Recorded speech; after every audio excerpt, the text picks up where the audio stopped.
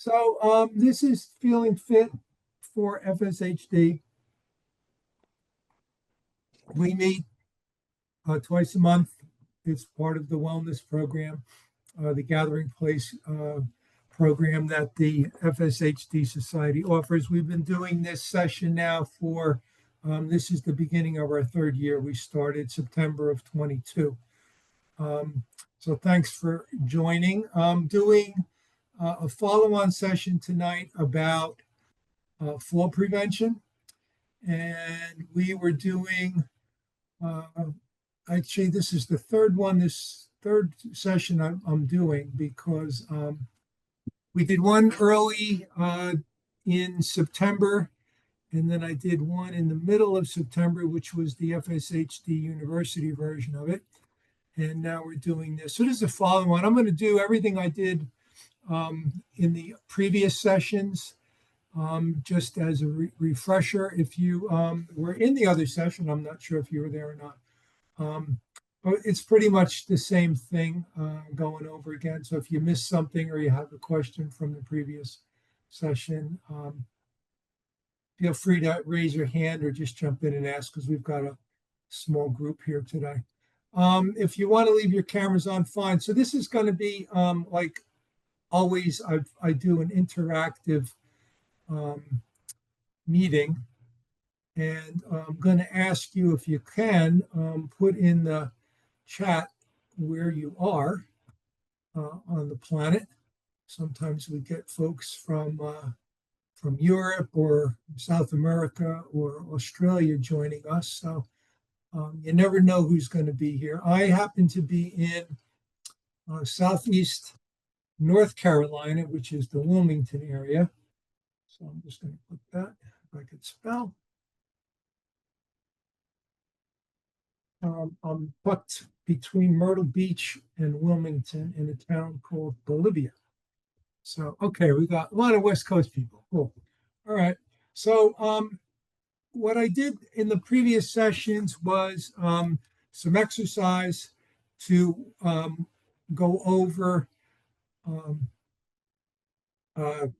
balance and coordination. And then we did a mindfulness practice to kind of help you raise your awareness of where you are, especially in moving around the house. We'll talk about the house specifically because that's probably the place most people have the most trouble, because our guard is down. It's our space. We're comfortable there, and we tend to have our guard down. So that's a couple of the things we're going to talk about today. So again, just going to run down why we fall, balance and stepping, and we'll do a mindfulness practice.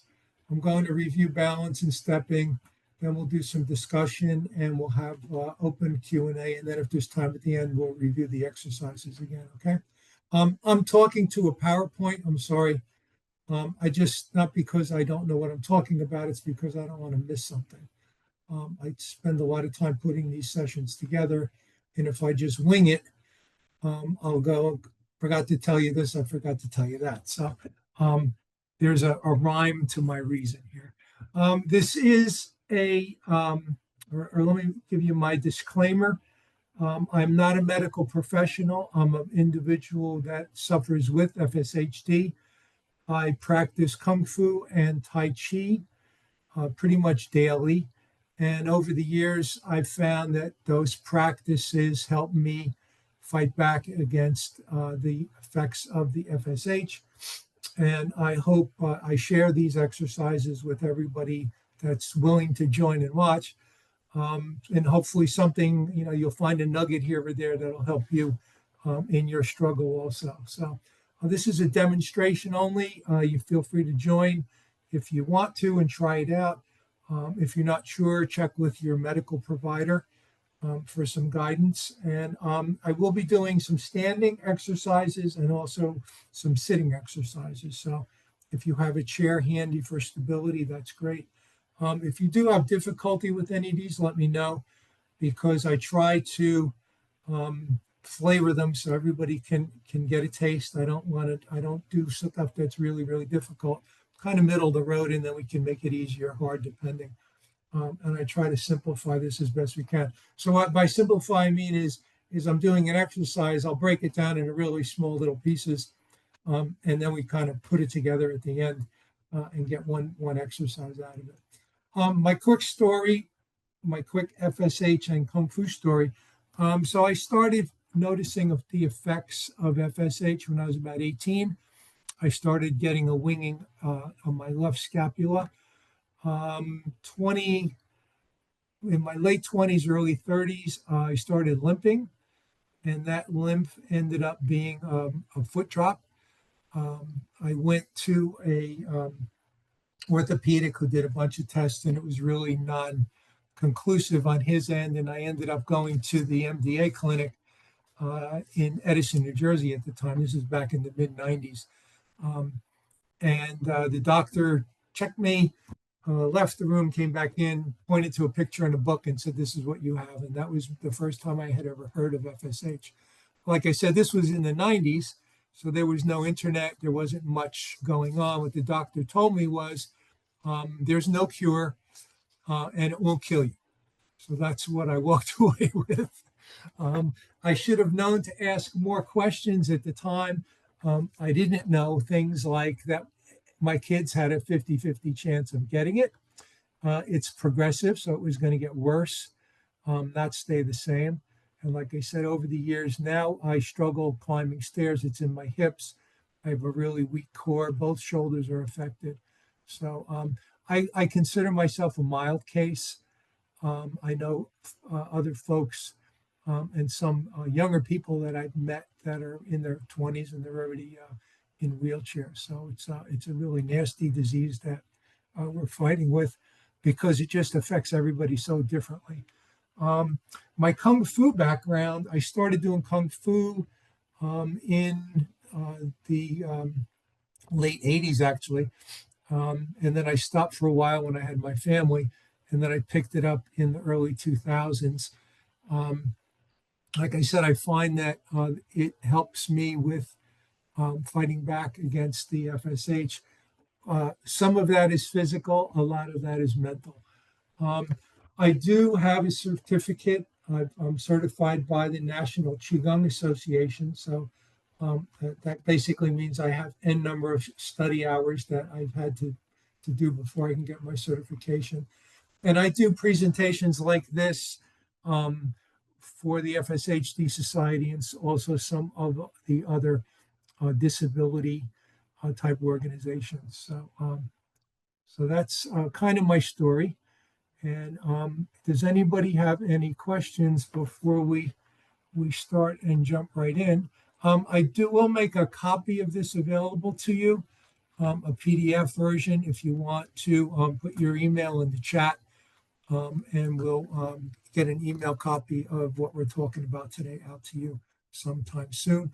Also, this is being recorded, and we will be putting the recording up on the FSHD Society's YouTube channel. So if you want to go back, that'll take a couple of weeks because they edit it down.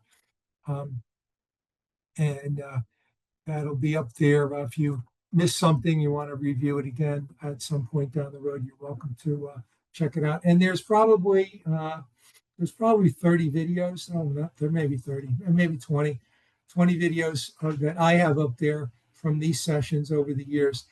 Talking about Qigong. Qigong's basically breathing exercises. There's some Tai Chi. We do exercises for the neck. We did some exercises for the face, the eyes, the shoulders, the core, the legs. Pretty much I hit all the body parts. So I also, just FYI, I practice, like I said, I practice this stuff daily for about a half hour. I usually try to meet up with some Kung Fu friends of mine who are actually we're all over the place now. We do a Zoom call on Saturday mornings and practice for an hour. I teach Tai Chi in my development here once a week. It's not over 55, but most people are over 55. So that's pretty much that. And if we want to jump right in, I'm going to show you standing position first and then sitting. Is anybody able to stand? I'll skip to standing if no one's going to be doing standing with me. Um, Give me a thumbs up if you want to see standing, because everybody's got themselves muted. All right, so we'll just do sitting. Sitting is good. Give me a thumb up. Sitting, okay. We'll just do the sitting version now. I'm sorry, I didn't drink enough water today.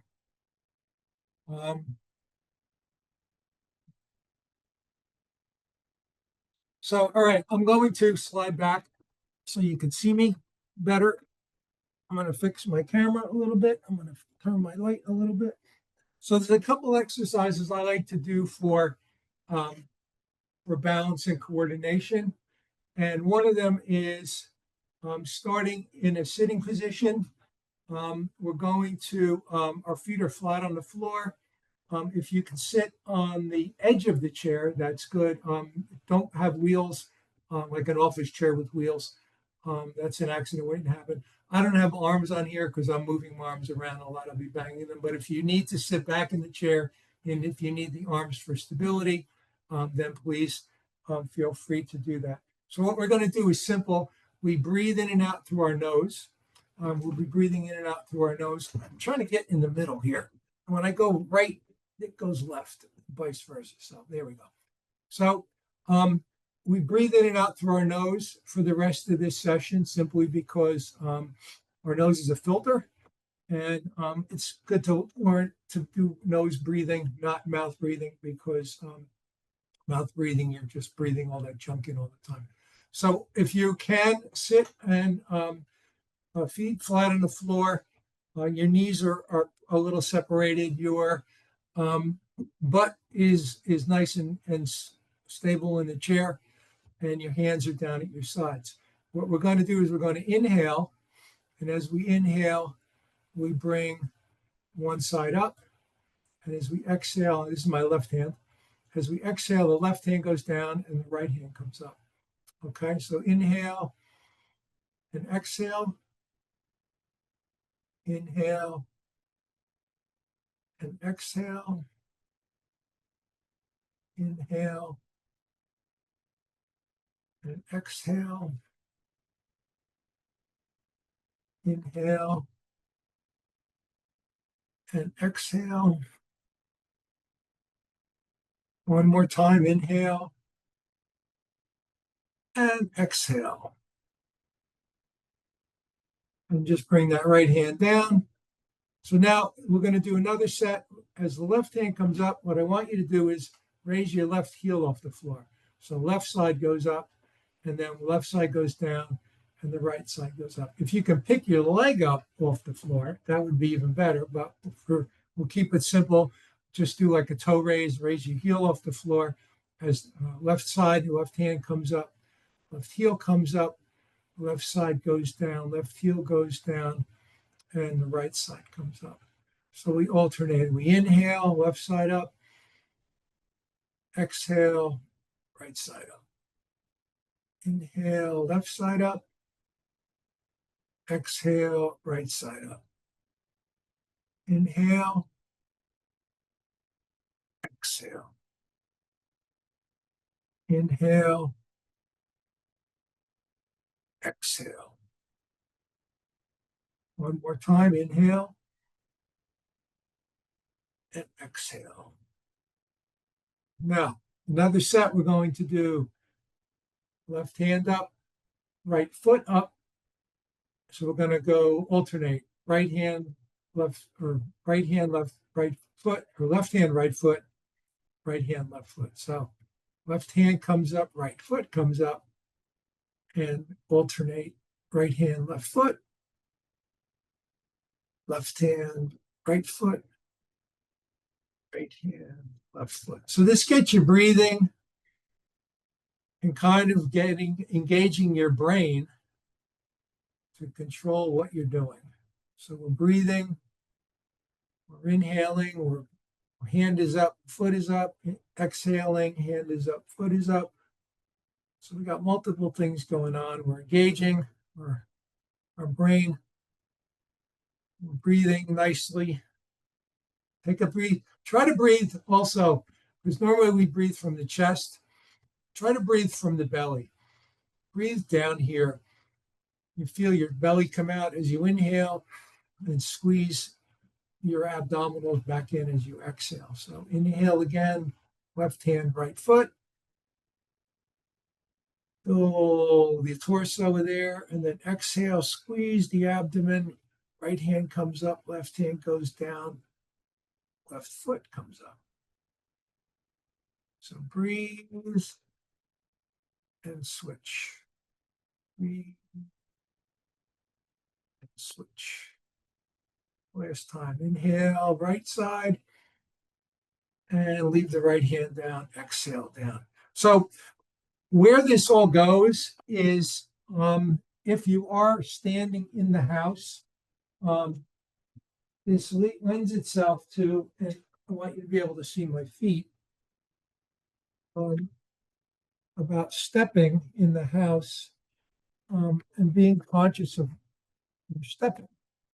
So what we were doing, when we were sitting, we were going left foot up, left foot down, right foot up. Okay, so if you're standing, you need to shift your weight from one side to the other as you do that. So if you were standing at your, why is it this way? You were standing at your sink. Sorry, I've got a little problem with my computer. I have too much junk under it and it won't move. So if you're standing like at your kitchen sink, now here's a story real quick. My neighbor was doing her dishes standing at the kitchen sink and forgot she opened the dishwasher door. So that was open behind her, and she was called, the phone rang, whatever, and not being mindful of that door, she turned and fell over the dishwasher door and broke her hip. So we need to be mindful all the time about that, because I don't know about you, and we'll talk about it a little more later, but I lose my balance for no apparent reason. I could be standing perfectly fine, and all of a sudden I'm wobbling and I lose my balance. So I happen to, so when we do these balance and stepping exercises, we need to be very intentional and very deliberate, engaging the brain before we engage the body to start moving, because we have to think of where we are. Situational awareness is a good phrase for that. So if you can see my feet, so as I'm going to do that left side, right side, when I'm raising my left foot or my left toe off the floor, before I do that, I shift all my weight into my right leg. And I push that foot down into the floor. If you're sitting, you can do that. If you can just push your foot into the floor. If you can stand, you don't have to do it now, but try it later. You push that foot into the floor. Now this has got 100% of my weight in it, and this leg is what we call empty. All right. So that being empty, now I can lift that off the floor. Now, when I go back to 50-50, I put that foot back down. I bring the weight up to center, and then I push back down to 50-50 in both feet. All right. So I've got a nice balance, and I'm conscious of where my weight is. My knees are a little bent, and I'm pushing my feet into the floor. I'm grabbing the carpet with my toes. All right. So when we inhale, like we were doing before, we inhale, shift the weight, and that foot goes up. Exhale, shift the weight back, that foot goes down. We're back to 50-50. Now, how does that apply to being safe and stepping in the house? Well, if I'm doing something at the kitchen counter, and again, my kitchen counter is right here, if you can visualize that, if I just turn to step, I'm already moving. Let me switch this up. I'm already moving in that direction. My weight, my energy, my weight is up here. And as I'm moving, and if I hit something with my foot, this is going to keep going, right? Even walking straight forward. If I'm walking forward, we normally walk, our whole body is moving forward at the same time. We don't do, and in Tai Chi stepping, it's different. So, and I employ Tai Chi stepping in fall prevention, because what you do is You put all your weight in one foot, slide the other foot forward. If it hits something, it's it's like a feeler, like a little insect with the feeler. You're putting the feeler out there before you actually step. Now there's nothing there. I can shift my weight into that foot, and then I can bring the back foot forward. It's a much safer way to step, particularly around the house, because we're safe in the house and we don't realize the dog walked up behind us, something is happening behind us. Maybe I spilled a little water on the floor and now it's slippery. All these things happen, and those are reasons we fall because we're not mindful of it and we're not mindful of our in moving with intention. So, what I like to do is employ again the Tai Chi stepping, because if you let me show you my feet again. So as I'm stepping, and I've got my chair here, folks, just for stability in case I have to grab onto it. So like I said, if I'm going to step forward, I'm going to shift my weight into my right leg. My left leg is empty. I can bring my left leg forward. If I hit something, now when we stumble and fall, we usually stumble over a transition. I don't know about you guys, but I'm transitioning from tile to carpet, hardwood to carpet. I'm transitioning in that little transition, that little bit of distance because of my foot drop is going to make my foot hit something. So if I'm doing the stepping, I'm consciously raising my foot a little higher, moving that foot out, feeling that it's safe, putting it down. Now I shift my weight into the front leg and I bring the back foot forward. And now I've taken a safe step instead of, um, a random step. So, and again, thinking about this, again, I'm engaging the brain, right? I've got to be conscious of it and you've got to practice it in order to do it because you need to be mindful, like I said, in the house particularly, because things happen in the house for no apparent reason.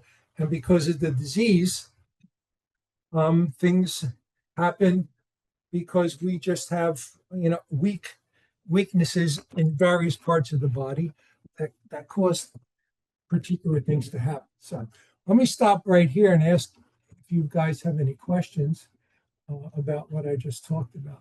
So that um, shifting of the weight and moving the foot is called in Tai Chi. It's the Wu Ji.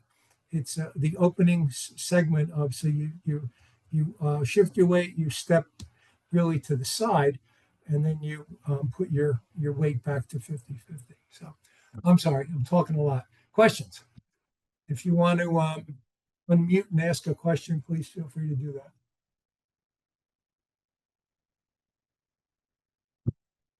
All right, I'll just keep going.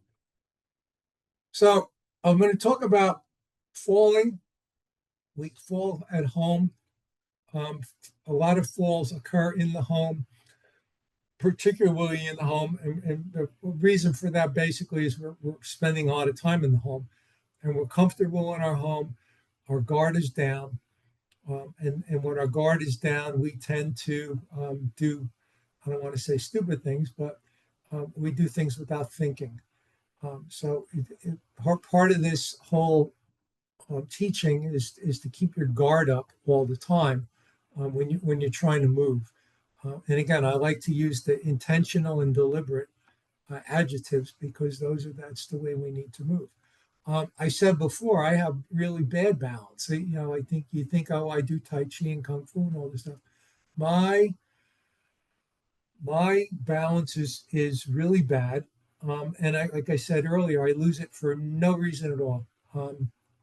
I had a big scare a couple of weeks ago. I was stepping outside from my family room outside onto my back deck, and it's a little step. It's a brick, it's a brick high, so it's maybe a 4-inch step down. Step down, no problem. Standing there 2 feet, lost my balance for no reason. I started to fall backwards, and I thought in my head, "Oh God, I'm going to fall right through the glass door."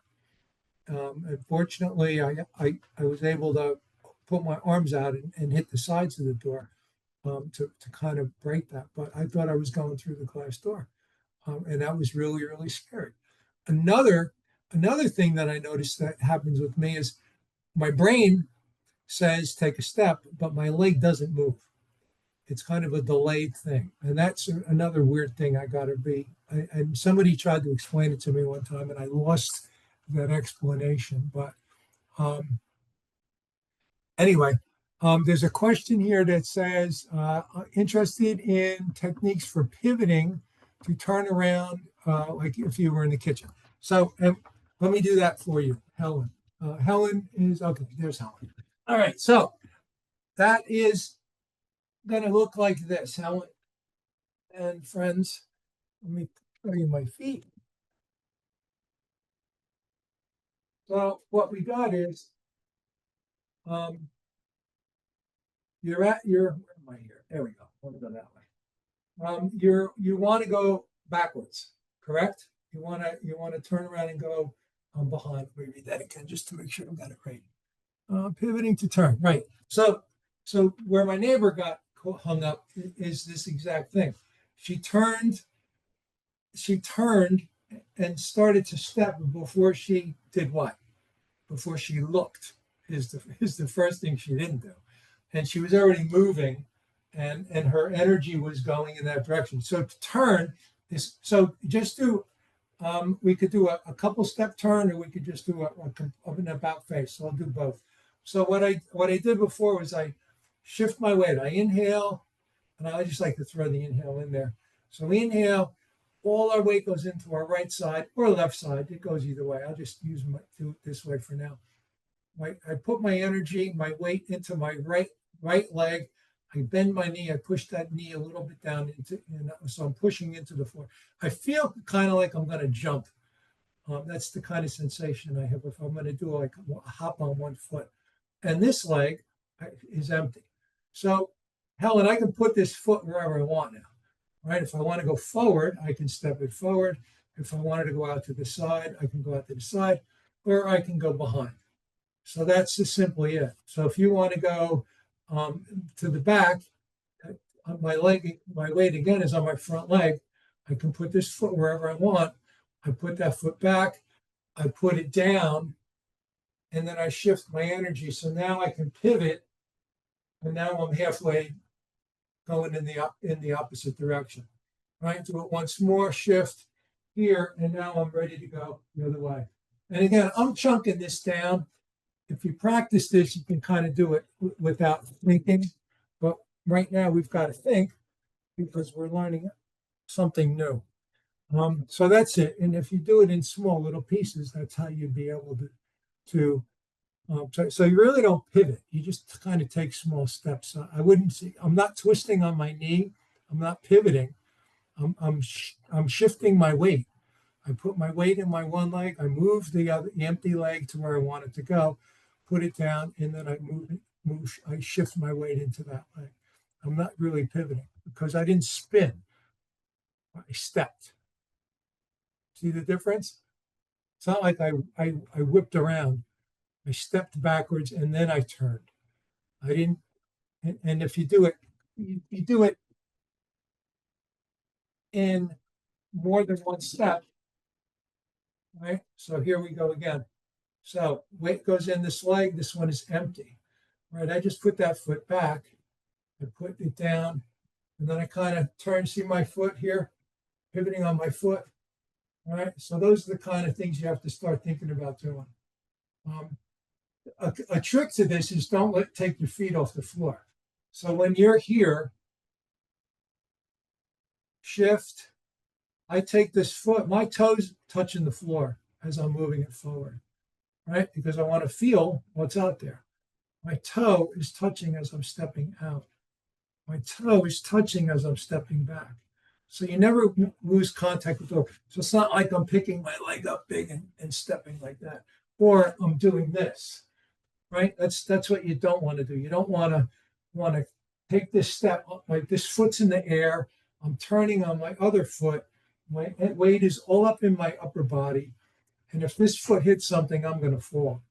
So you don't want to do that. You want to keep your weight, your energy low, because when your energy is up high is how you fall, because you can't control it. You can control your weight. So it's whole center of gravity thing, right? My weight is down here, my energy is down here. I can do a lot in this plane. I'm not up. You kind of understand what I'm saying? I'm not up here. I'm not moving up here. I'm moving down here. Big difference. We move when, if you watch people normally walk, this is leading the way and the legs are usually following along. And that's why people trip and fall. I'm down here. My gravity, my plane of gravity is down here. So when I'm moving, I'm very, I'm turning at the waist as I'm pivoting, right? My feet are, I'm using my feet, pivoting on my heels of my feet, not pivoting from the waist. And I'm not stepping as I'm turning. That's the big difference. All right. I hope that clears that up for you. And I hope you have a chance to practice that a little bit. All right. Any other questions? Thank you, Helen. I appreciate that question. Was that okay? Good. Good answer. Thumbs up. All right. Thank you. All right. Where are we here? Here's the laundry list of reasons why we fall. So, and again, this is it around the house kind of a thing. This is not a um, you're out somewhere in a space that you're not familiar with. So we always have the clutter issue. Keep the paths clear, keep your steps clear. My wife's family loved to pile crap on the steps. Whenever I used to go to my in-laws' house, the steps were always it was always an obstacle course because that was just the that was where they put stuff, right? So I don't know. So keep the stairs, keep your paths, keep the clutter down. Be careful of wires, extension cords, things like that. Again, that transition from like a wood or tile to the carpet, and also area rugs, they might move around when you step on them. Be conscious of where your pets are. My dog likes to sneak up behind me and lay down, so I always have to be aware of where he is. If you're outside around the yard there, I have a problem just walking in the grass because if it's patchy or whatever, stones. I live at the beach. I can't walk in the sand. I can, but I need help.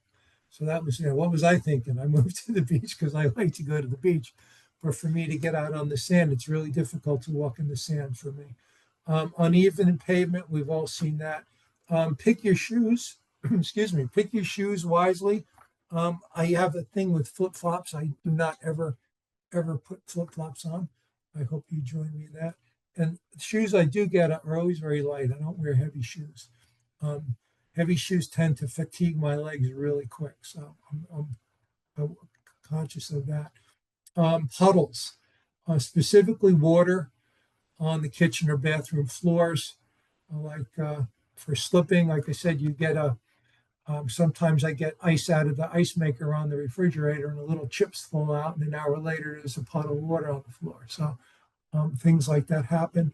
Also, keep your lighting in your home bright so you can see and have your vision. This is one I didn't even think about. Have your vision and hearing checked once in a while. Vision, I do every year. Hearing, not so much.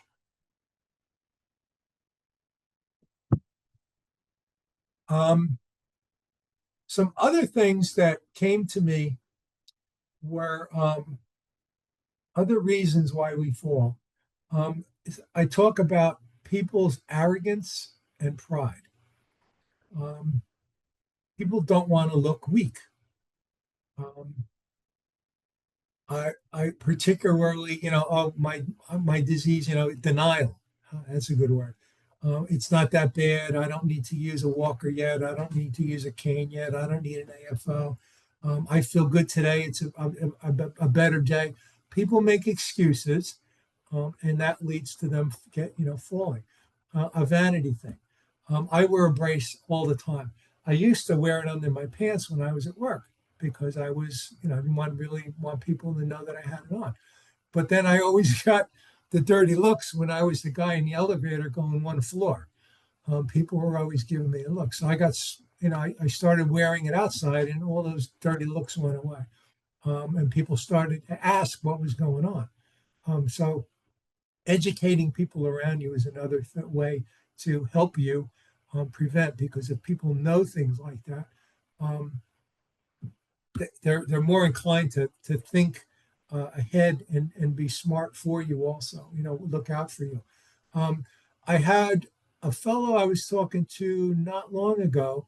His wife has muscular dystrophy, not FSH. She's got a different dystrophy, and she's got two leg braces, and she doesn't like to wear them. She's very tall, and she just feels very self-conscious about wearing them. So he took them to an auto shop and he had them paint them flesh color.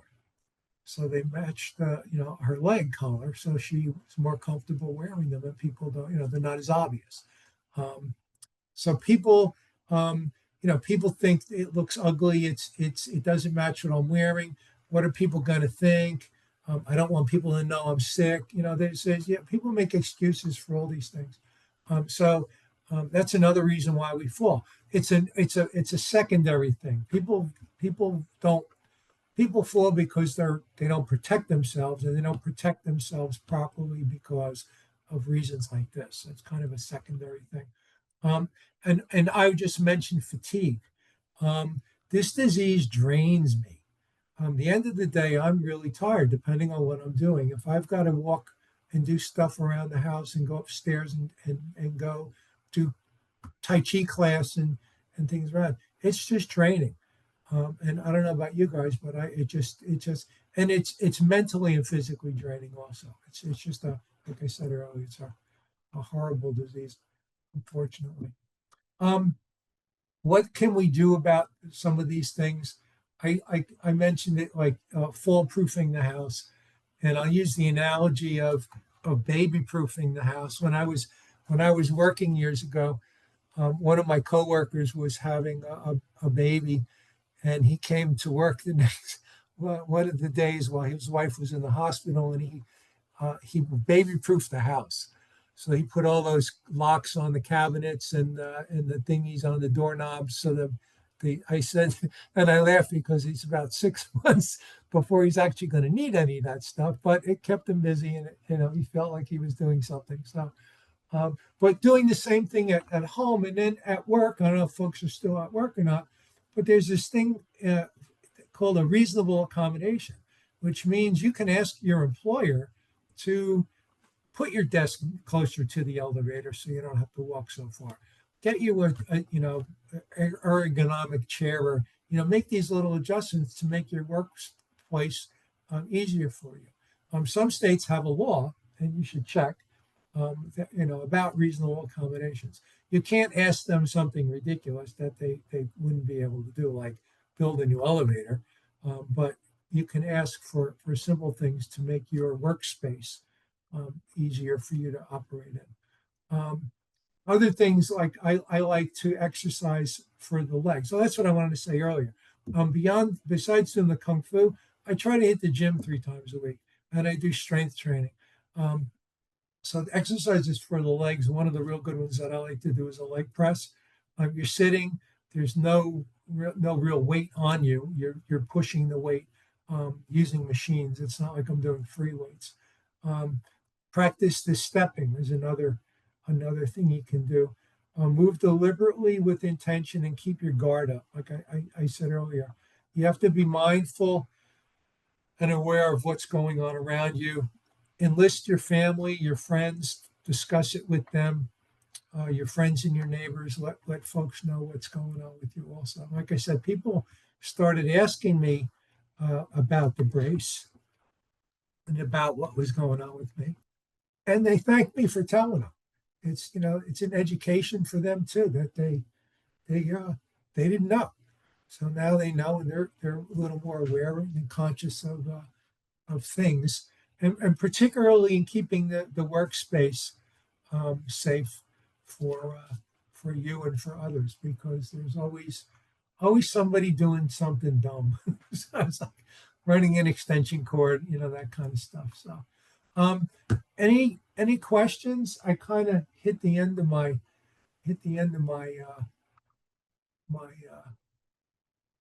discussion here. So I will be happy to answer questions, or if you have a story you want to share, just open mic here. We can chat a bit. Well, one other thing that we had a really good conversation about a couple of months ago in these sessions was using the walking poles. We just got into this conversation. I don't know how we ended up there, but um, we had a really good conversation about walking poles. So that's just another thing. And if you're using a walking pole, it kind of makes people not sure whether you have a disability or not, because a lot of people use them for just regular walking when they're doing stuff. So I bought a pair. I'm going on a vacation starting tomorrow, and I bring them with me just in case I feel like I'm going to be in a situation where I might need them. So anyway, let me ask you guys, if you've got anything you want to share. Go ahead.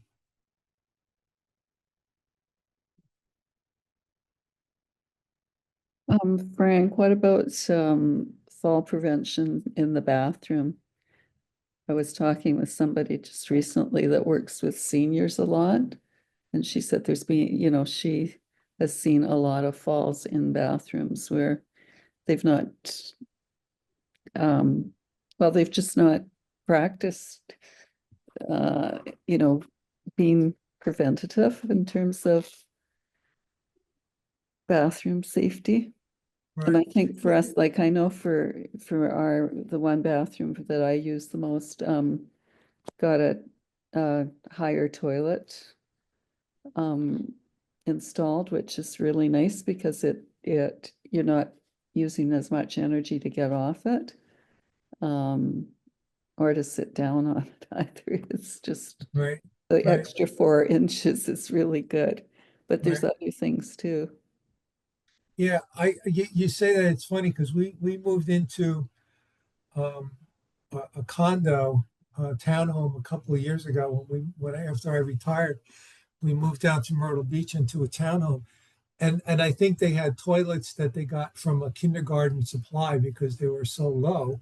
You plopped into them and then you couldn't stand out of them. So yeah, um, that's something that people overlook, is the height of the toilet when they go to replace. The other things like is the grab bars. I mean, there's the obvious stuff, grab bars in the shower and around the toilet area. I tend to we just redid ours, and I like to make sure I'm operating in like a countertop plane. If you can think of what I'm saying, I can't reach high. We all probably, if you've got shoulder issues, it's the old try to wash your hair, right? Because I can't lift my arms. So I can operate. So it's a thing. A safe thing is to anywhere in the house is to put stuff you need in that plane where you can reach it easily, where you're not reaching up over your head and potentially something's going to fall. An example, Helen, is a really good conversation, really good idea here, really good topic.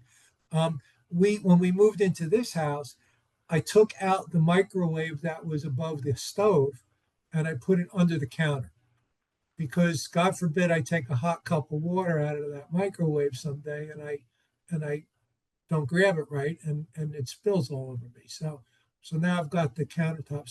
So keeping stuff in that plane where you can operate easily and safely is and that might take some experimenting for you to figure out where that is. But for me, that's like countertop height right now. Um, and even some other things that you're talking about are the door handles, not knobs to put the door handles in. That's a real easy one that people sometimes overlook. And just being conscious of, I don't know what kind of flooring you have. So make sure the floors aren't wet, because that's the easiest way to to trip and fall over something. And don't leave clothes and stuff if you're showering and getting in and out, stuff in your way when you're where you can easily stumble and fall over it. Um, those are the things. It's like making sure, just to recap that, making sure stuff is where you can access it easily. Um, the toilet is obviously not one that you would think about, but having the toilet at a height where you can operate easily is a good thing. Um, and even like the doors, some of the newer homes now, they're coming with the wider doors, so they're more accommodating to mobility devices and stuff like that. So there's a lot you can do, but you need to. If a really good person to discuss that with, if you go, I don't know if you have access to like the MDA clinic. I go to Duke University and I talk to the occupational therapist there, and they're really good about helping you with ideas about making the home safer and what you can do to what changes you can make to make uh, safer and easier for you to navigate around the house. So, good question. Thank you. I'll send you to the professionals. Yeah, OTs are excellent for that. Yeah. I'm It's sorry. interesting because our bathroom, the soap dispenser, and it wasn't attached to the wall. It's just a regular one, and I had it at the back of the counter, and I'd move it forward because of using one hand to press and one hand underneath to catch the soap. And we have our youngest granddaughter's 5. And so when she was coming over, I would put it to the front of the counter against the wall so it wouldn't fall off. And then I'd shift it back after she left. And one day it suddenly occurred to me, why am I doing that? I need it in that position too. So that's where I keep it now. It's a lot easier. It's a little movement, but it does make a difference. So yeah. Right, right, right. Good stuff. Good stuff. Anyone else? Something that you want to share? Little nugget we can all take home.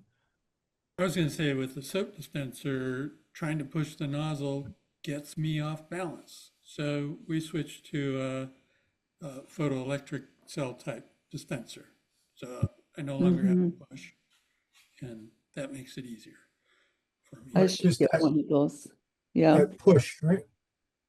No, you just run your hand Motion. underneath it, and yeah, works great. No, but you said that the pushing was you were losing your balance because of Right. that you don't have the strength in your shoulder to push down, so you got to lean forward on it.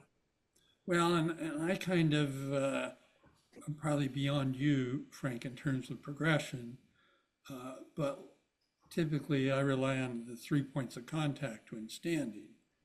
And that doesn't allow you to, unless you can kind of do the one hand push and catch on the soap dispenser.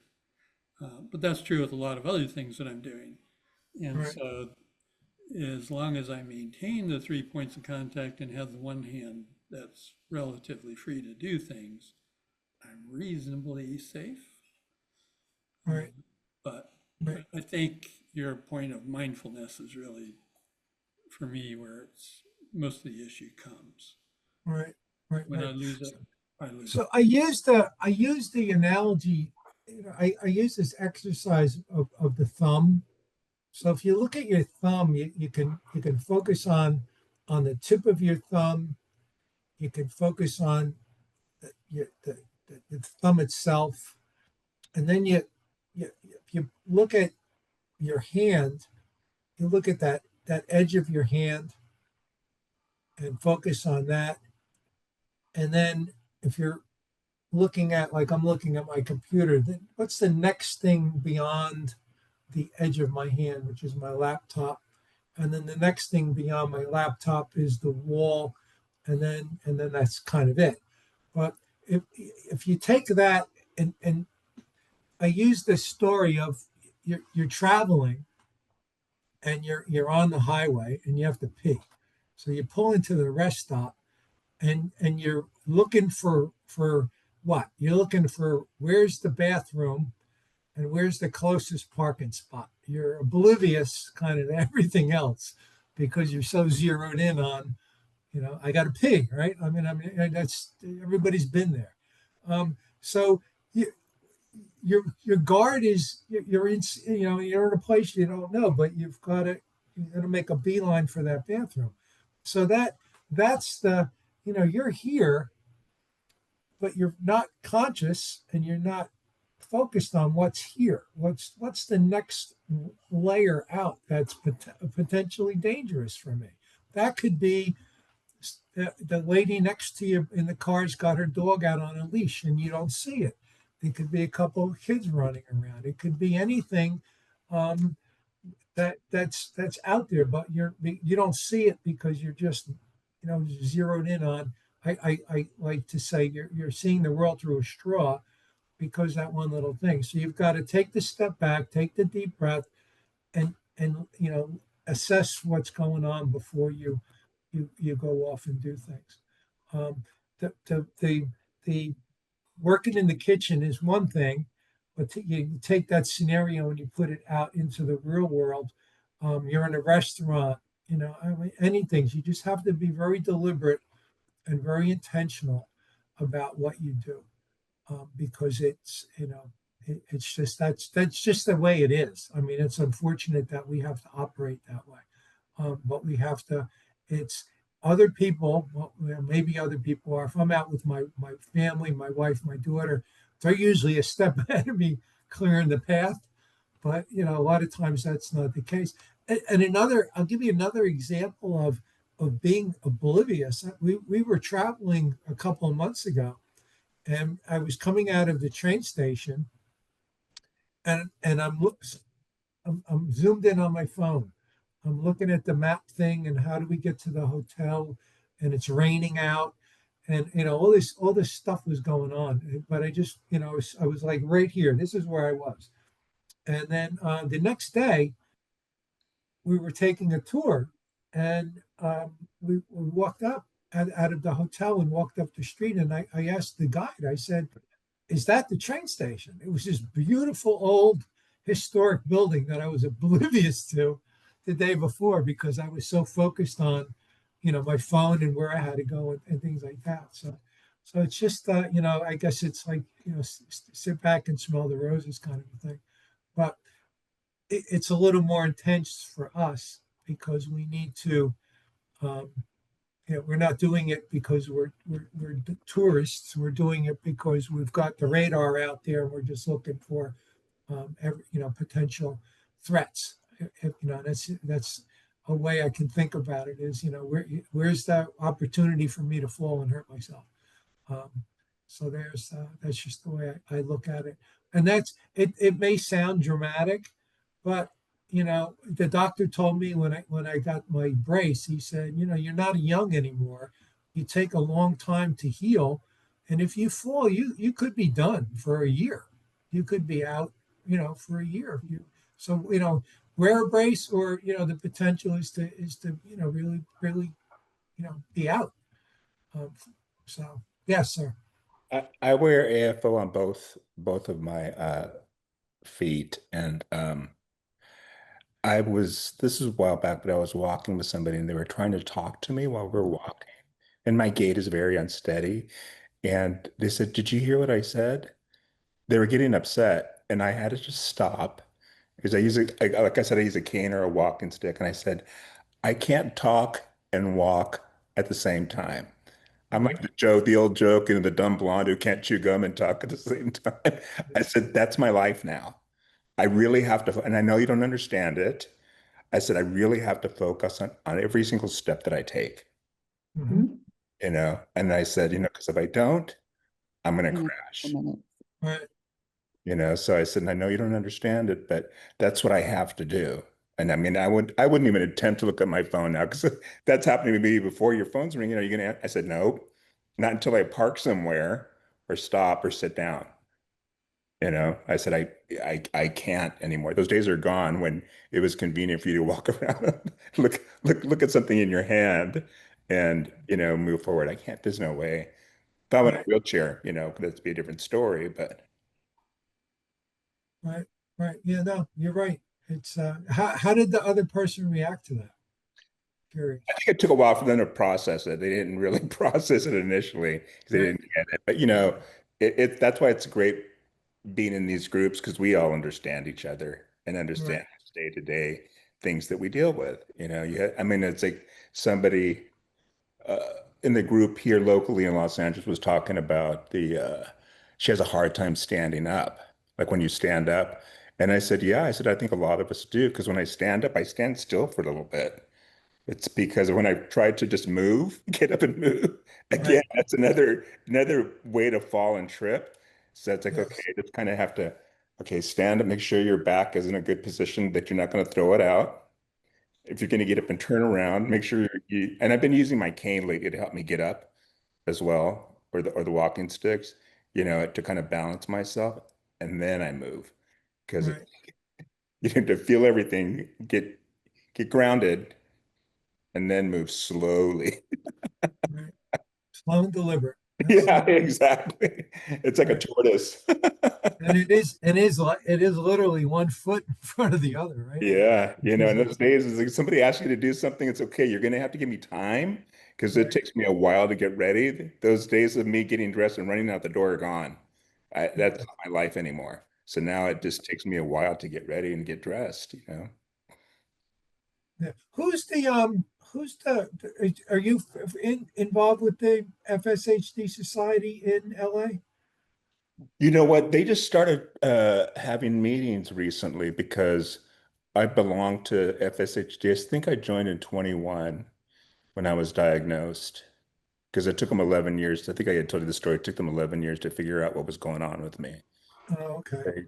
I was falling and tripping and had a lot of pain in my legs and foot drop, you know. And there was one meeting probably in 2022, and it was just about the fundraiser, and we never met. So now Right. somebody's in charge, and Who is it? I'm sorry. there's a new person running the meetings, so they're starting to get more, have more meetings. They're also, of course, they just had the fundraiser this past weekend, but they Right. are starting to get together a little more frequently. Have Good. Good. Yeah, we have wellness we've meetings. say again. Wellness meetings, I do participate in those as well. Oh, okay. Yeah, we've got a group here in North Carolina. Well, when I moved to South Carolina, there was no group, so I started one. And then COVID came along, and it really people weren't used to Zoom, and it just never really worked out. And then I'm in North Carolina now. There's a couple of people in Wilmington that have FSH that we met. One of the ladies that works in the office came down, and we had tried to have a little luncheon one time. And a couple of people showed up. But there's a group up in the Raleigh Durham area, which is like a 4-hour drive for me. And they just kind of the person that was running it, I think they just took a turn for the worse, and they weren't having meetings for a while. And now somebody new stepped in, and they're doing a lot. They just had their fundraiser last week too. But yeah, I'm glad to see that. I'm glad to see that somebody picks up the baton when it gets dropped, because it's just we need to talk to each other. That's the thing, because we get these little nuggets from each other, how to get little cheats and things like that, how to do things, Yeah. and or we kind of can all tell these stories that it takes me an hour to do something that should take 5 minutes, just because I'm moving slow. Um, And that's another, I think, skill I know I need to work at because I'm kind of stubborn, number one, probably the ego and stuff and the male ego and oh, I don't need that cane. And when you hit the ground, it's like somebody's like, uncle, okay, okay. right. I'll Yeah, get it you next time. You hit know, yourself with the cane, right? yeah. And I still kind of get impatient with myself when it takes me a while to get ready, which is, Right. Right. Yeah. self-talk, right? Positive self-talk. Yeah. Well, and it's kind of reassuring. My thing was, with the society, I forgot to say it earlier, is I was in Maryland and I found the FSHD Society's webpage. This is back 2019, 20 early 2019. So I saw that there was a Philadelphia chapter was having a meeting that weekend. So I signed up and I drove up to Philly, about an hour and a half ride from me. I was in northern part of Maryland. And that I was 60 years old, and I was 65, I'm sorry. And that was the first time I ever talked to people with FSH. It was really an emotional day because I found out why I couldn't blow up a balloon when I was a kid. Yeah. Never put two and two together until that day, or do a chin up, right? Because of the FSH. So that was kind of an interesting thing. So the society sometimes is a little annoying with to some of the things that I mean I find them annoying, some of the things that they do, but for the most part, being able to just get together with folks and talk about stuff is worth its weight in gold as far as I'm concerned. So, all right, we're out of time here. So, any other questions? Otherwise, I'm gonna. Thanks again, Frank. Appreciate it. Thank You're you. welcome. You're welcome. Thanks for joining me, and be well. We'll see you soon.